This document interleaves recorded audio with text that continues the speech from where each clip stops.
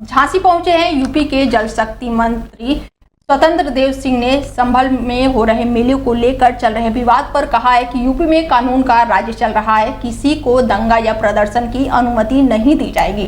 प्रदेश का माहौल किसी भी हालत में बिगड़ने नहीं दिया जाएगा। प्रदेश की सरकार सभी वर्गों की खुशहाली के लिए काम कर रही है। बीजेपी की सरकार हमेशा गरीबों की मदद के लिए काम करती है, बाकी सरकारों का हाल जनता ने देखा है। लेकिन राज्य के अंदर एक कानून का राज है, किसी को दंगा करने का अनुमति नहीं मिलेगा, किसी को प्रदर्शन उस प्रकार का जिस राज्य का माहौल खराब करें।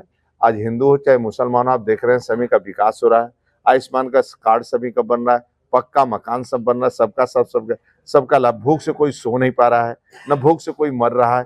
रोड सड़कों का कनेक्टिविटी देख रहे हैं, ट्रेनों का कनेक्टिविटी, एयरपोर्ट का कनेक्टिविटी।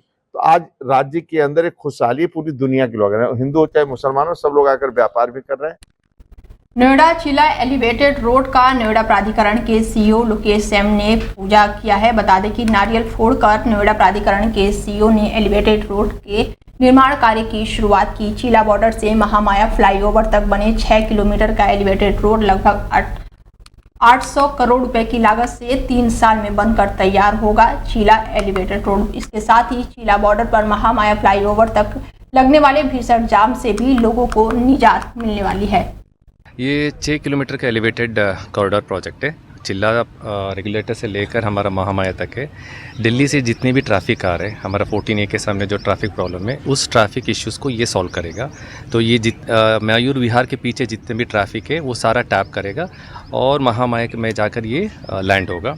टोटल 787 करोड़ का प्रोजेक्ट है, तो 3 साल में ये प्रोजेक्ट बनना है।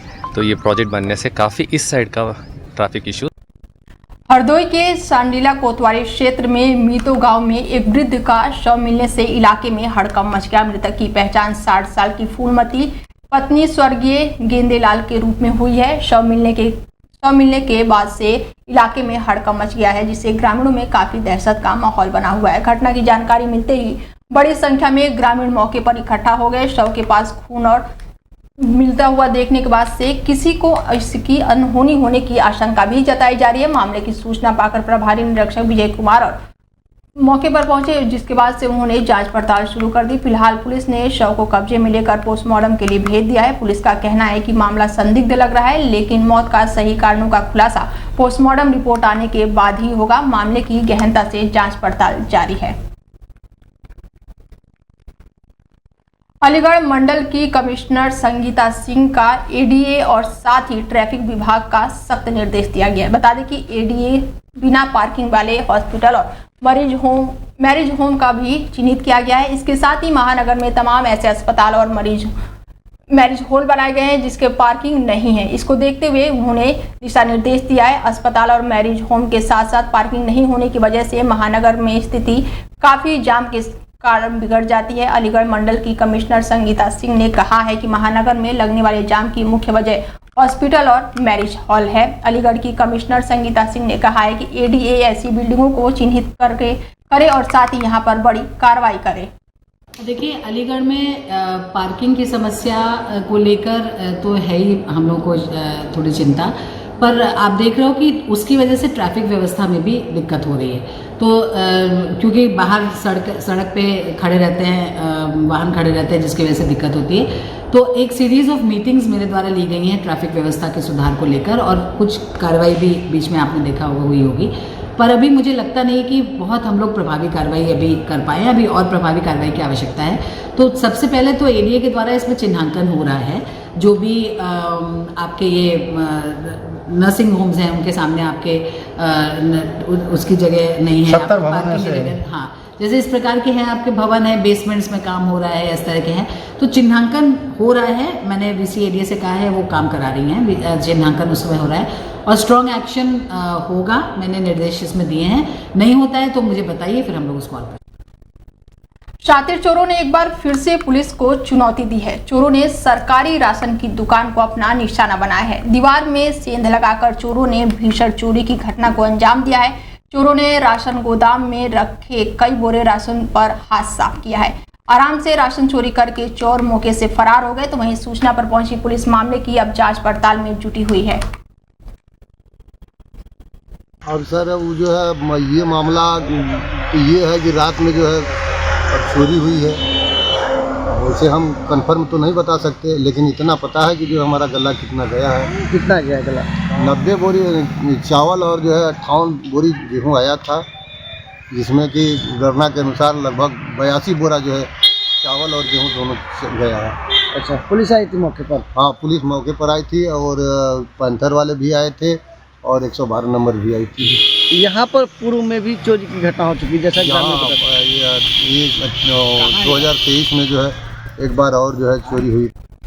जनपद मैनपुरी के करहल थाना क्षेत्र ग्राम कंचनपुर में देर शाम के दौरान उस समय अफरा तफरी का माहौल बन गया जब होली मिलन समारोह के बाद से गांव में घुसकर नकाबपोशी लोगों ने राइफलों की बटों से मारपीट करना शुरू कर दिया। गांव में चीख पुकार मच गई और लोग बचाव के लिए प्रधान की तरफ भागे तो दबंगों ने प्रधान के आवास को घेर कर फायरिंग शुरू कर दी, जिसमें प्रधान सहित 3 लोगों के गोली लगने से घायल होने की खबर सामने आ रही है। इसके साथ ही हमलावर मौके से भाग जाने में सफल हो गए। घटना की जानकारी पुलिस को दी गई, लेकिन मौके पर पुलिस नहीं पहुंची तो ग्रामीणों ने रोड जाम करके पुलिस के विरुद्ध जमकर नारेबाजी शुरू कर दी। घटना के पीछे दूसरी ग्राम पंचायत में वोट बनवाना भी बताया जा रहा है। समाजवादी पार्टी के गुंडों ने मुझ पर हमला कर दिया। मैं अपने घर पे था, हमारी सीधी गोली मारी गई, हमारी गोली लगी पैर में। मैं अपने दरवाजे पे खड़ा था, अंदर, बाहर नहीं था, अंदर था। गेट में 3-4 गोलियां मारी गई और रोड पे गोलियां चलाते हुए 2-3 लोगों को गोलियां मारते हुए और जो मिला उसको गोली मारी और जो भी मिला उसको लाठी डंडों से राइफल दोनाला की बटों से मारते हुए उधर से आ रहे थे और मैं अपने दरवाजे पे अंदर खड़ा हुआ था। इन्होंने हमें देख के 3 गोलियां हमारे दरवाजे में डायरेक्टली मार दी। एक हमारे पैर में लगी तो साइड से निकली। कोई घटना पता नहीं लगी। वो तो इतने बड़े गुंडे हैं, एकदम आए गोलियां चलाने लगे, सीधे बैठे तो वहीं पे। किस बात को लेके जो क्या बोल रहे थे? वो कुछ बोले ही नहीं, चेहरा ढके हुए थे एकदम। हमारे गांव में आज भाजपा की मीटिंग हुई थी, उस मीटिंग में मैं भी गया था। तो मीटिंग के लेके के यहाँ करेले के पास में मीटिंग कराओगे भाजपा की और गोलियां चलाने लगे। फिर पता लगी आगे भी प्रधान मीटिंग में थे, उनके भी गोली लग गई। अब पता नहीं किन किन की गोलियां लगी, वो तो अंधाधुंध चलाते रहे अपने। कल दिनांक 19 मार्च को शाम के समय आशीष उर्फ बिट्टा और अभिषेक और दलबल के साथ ये कंचनपुर में प्रदीप यादव, उमेश यादव और रिंकू, इनके ऊपर हमला किए। फायरिंग में 3 घायल हुए। इनको इलाज के लिए तत्काल सरीफई हॉस्पिटल भिजवा दिया गया। इनमें वर्चस्व की लड़ाई थी और कारण ये था कि आशीष और बिट्टा ने कंचनपुर में अपना वोटर में नाम डलवा दिया जिसका विरोध था, जिसके संदर्भ में इनमें विवाद होता रहता था और जिसकी वजह से कल ये घटना हुई और इसको जिला बदर घोषित कर दिया गया था। और लेकिन ये कल आया और इसमें FIR दर्ज हुई, 25,000 का इनाम घोषित किया गया और पुलिस दबिश लगातार दे रही थी, इनको ढूंढ रही थी। 7 नामजद FIR में 7 नामजद थे, 7-8 अज्ञात थे और इसी बीच सूचना मिली कि भुजिया पुलिस के पास से गुजरने वाले हैं। पुलिस चेकिंग में लगी थी और ये पुलिस को देख के भागने की कोशिश किया, जिसमें कि इसने पुलिस के बचने के लिए पुलिस के ऊपर फायर किए और आत्मरक्षा में पुलिस ने भी इसको गिरफ्तारी के लिए फायर किए, जिसमें घायल हुआ। इसको सदर अस्पताल भर्ती करा दिया गया। मौके से मोटरसाइकिल, कट्टा और खोखे वगैरह बरामद हुए। मामला ये था कि जब जो है अभी कुछ दिन पहले नाकाओं में वोट बनवाया इन्होंने, ठीक है। वोट बनवाने के बाद हमने लोगों ने कुछ नहीं कहा, बनवा लो, कोई दिक्कत नहीं। और फिर उसके बाद जो है जी आए, इन्होंने अभिषेक और आशीष के लड़के ने, दोनों लोगों ने आके हमारे लड़के को यहाँ पर रोहित मोहित के यहाँ धमकी दी, ऐसे ठोका, जका के साले 20 साल से प्रधान, अब तो प्रधान आए 19 साले गोली मार देंगे, ठीक है। उसके बाद कोई बात नहीं, अपना चलता रहा ऐसे ही। आज यही हुआ कि परसों जो है एक महिला को और 2 लड़कों को ये आया, इसने डाल के पिटवाया, उसके बाद ये चला गया। जब वो महिला मुकदमा लिखाने गई तो इंस्पेक्टर साहब मैनपुरी चले गए, हमने तहरीर दी और तहरीर देने के बाद चले आए। दरोगा जी आए, उसको धमकी दे गए कि साल। जालौन के बुंदेलखंड एक्सप्रेसवे पर तेंदुए की मौत का मामला सामने आया है। बुंदेलखंड एक्सप्रेसवे रोड को पार करते समय अज्ञात वाहन की चपेट में आकर तेंदुए की मौत हो गई है। एक्सप्रेसवे से निकलकर राहगीरों ने पुलिस को इसकी सूचना दी। इसके साथ ही मौके पर पहुंची पुलिस ने वन विभाग की टीम को इसकी जानकारी दी। जानकारी पर पहुंची वन विभाग की टीम ने तेंदुए को डॉक्टर को दिखाया। डॉक्टर ने उसे मृत घोषित कर दिया। जालौन जनपद के कुठौदा थाना क्षेत्र के पास का ये मामला बताया जा रहा है। घर में मासूम बच्ची का शव मिलने से क्षेत्र में सनसनी फैल गई है। कलयुगी पिता पर मासूम की हत्या करने का आरोप लगाया गया है। मासूम बच्ची के मामा ने लगाया है बच्ची के पिता पर हत्या करने का आरोप। मासूम की हत्या कर कलयुगी पिता मौके से फरार हो गया। तो वहीं सूचना पर पहुंची पुलिस ने शव को पोस्टमार्टम के लिए भेज दिया है। आरोपी पिता की तलाश में पुलिस जुटी हुई है। कोतवाली देहात थाना क्षेत्र के गांव रामपुर घनश्याम की ये घटना बताई जा रही है। ये हमारी भांजी हुई। कितनी उम्र होगी उसकी? ये लगभग 5-5.5 साल की है। क्या घटना हुई है? घटना ये हुई है जो शाम को गए थे पी खा करके, मतलब शाम को जब लड़की के लिए गोदी लिया तो हम लोगों ने मना कैसे कर सकते हैं, क्योंकि इनके पिता थे उस समय, हम मना नहीं कर सकते ना। तो ये मतलब दुकान पे लेने के वो लिवाए के लेके आए कि चीज लेके आए बेटा चलो तुम्हारे लिए, वहीं से जो तुरंत बैठे टेम्पू पे चले आए इधर के लिए। इन्होंने रात के 12 बजे हमारे पास फोन किया कि वो ऐसा है कि लड़की खत्म हो गई। तो हमने की कैसे हो गई खत्म, यहाँ तो ठीक थी सही थी। तो इनके पिताजी ने कहा मेरी झूठ मारो, मेरे पिताजी से बात कर सकते हो। पिताजी ने बात करी तो क्या शाम को खाना खिला के लिटा दिया था, जब रात में पेशाब करने के लिए जब उठाया लड़की को तो मरी मिली।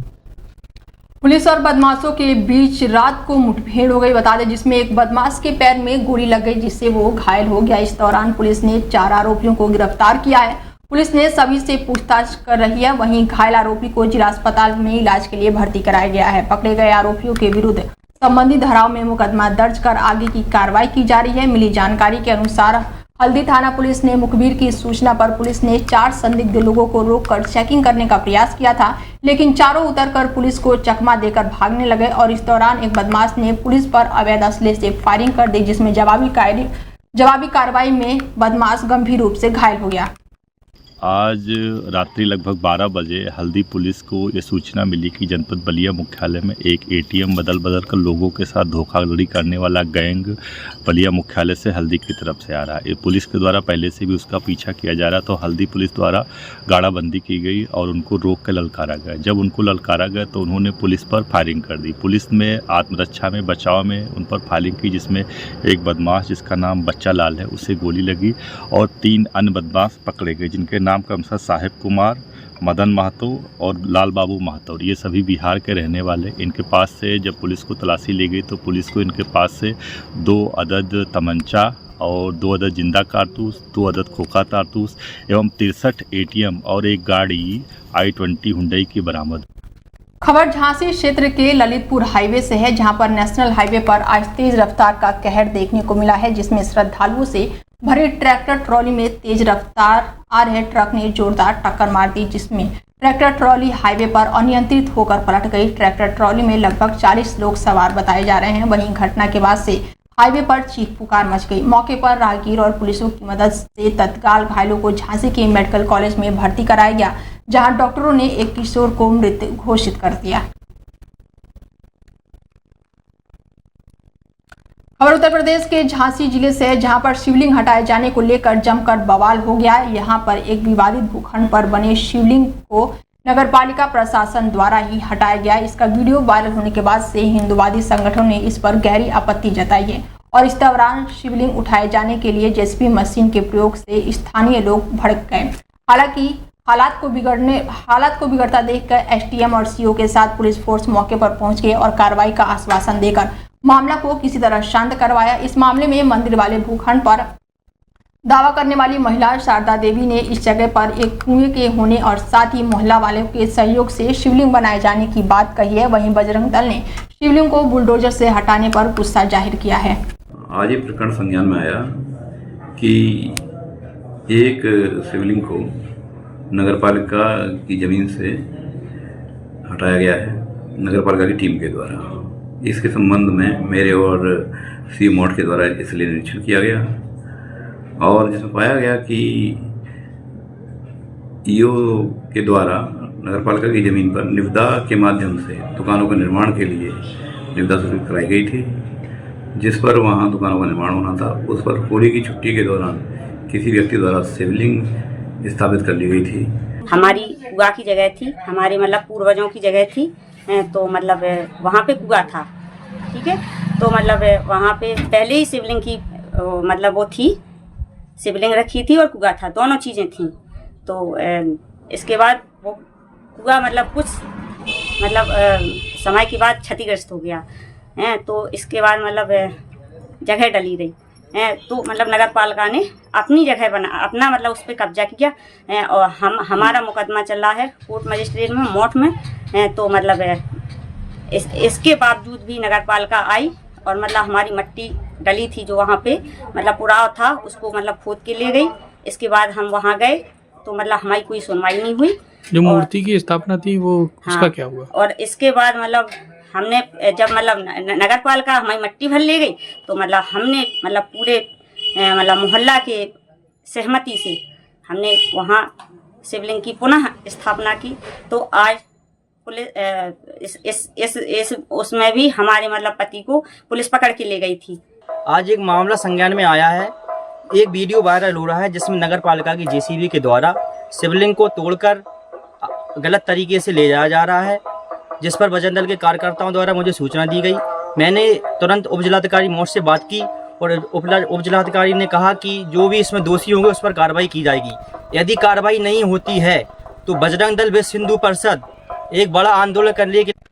कानपुर देहात में कई दर्जन ग्रामीणों ने जिला मुख्यालय पहुंचकर जिलाधिकारी और पुलिस अधीक्षक से न्याय की गुहार लगाई है।